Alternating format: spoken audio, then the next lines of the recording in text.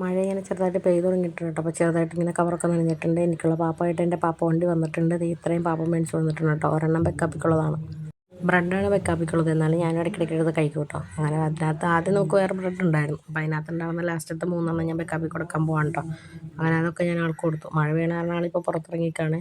ആദ്യം ചെറുതായിട്ടൊന്ന് പൊടിഞ്ഞു തുടങ്ങിയിട്ടാണ് കേട്ടോ. പിന്നെ അങ്ങോട്ട് കൂടി വന്നു. ഇപ്പോൾ ഇച്ചിരിയും കൂടി ശക്തിയായിട്ട് വന്നിട്ടുണ്ട് കേട്ടോ.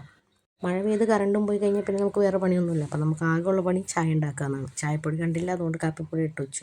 പിന്നെ നേരെ നമ്മുടെ പപ്പടം ഉണ്ടാവും. അപ്പോൾ അതിന് 2 ആൾക്ക് കൊടുത്തു കേട്ടോ. ആൾക്കും ഇഷ്ടമാണ്. ഞാൻ പറയാട്ടോ. തീറ്റയുടെ കാര്യത്തിൽ മാത്രം വല്ലാത്ത അനുസരണമുള്ള ഒരു കുട്ടിയാണ് കേട്ടോ ഇത്. അങ്ങനെ നമ്മുടെ കട്ടൻ ചായ റെഡിയായി.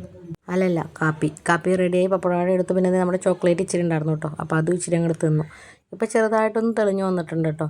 പിന്നെയും മഴ തുടങ്ങി. വീഡിയൊന്നും വെട്ടണ്ടായില്ല. അപ്പോൾ അവിടെ ഇച്ചിരി വെള്ളം തെറിച്ച് തരുന്ന ആളെ നേരെ കൂട്ടിലേക്കാക്കി കേട്ടോ. ഇപ്പം എന്നെ നോക്കിക്കൊണ്ടിരിക്കുകയാണ് ഞാൻ എന്താ തിന്നുകൊണ്ടിരിക്കണേന്ന്. തരാമെന്ന് പറഞ്ഞിട്ടുണ്ട് കേട്ടോ ഞാൻ. അങ്ങനെ ഞാൻ ഇച്ചിരി അച്ചപ്പാണ് തിന്നത്.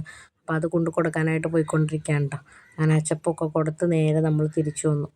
മഴ പിന്നെയും പെയ്തുകൊണ്ടിരിക്കുകയാണ്. പിന്നെ ഇടിവെട്ടലിന് ചെറുതായിട്ടൊരു കുറവുണ്ട്. ഇപ്പോൾ ആളൊന്ന് ഇന്ന് കാപ്പിയൊക്കെ കുടിച്ചുകൊണ്ടിരിക്കുകയാണ്. അപ്പോൾ ഞാൻ ഇവിടെ നിന്ന് കാപ്പിയൊക്കെ കുടിച്ച് ഇങ്ങനെ കാഴ്ചകളൊക്കെ കണ്ടിരിക്കുകയാണ്. അപ്പോൾ അത്രേ ഉള്ളൂ. ബൈ.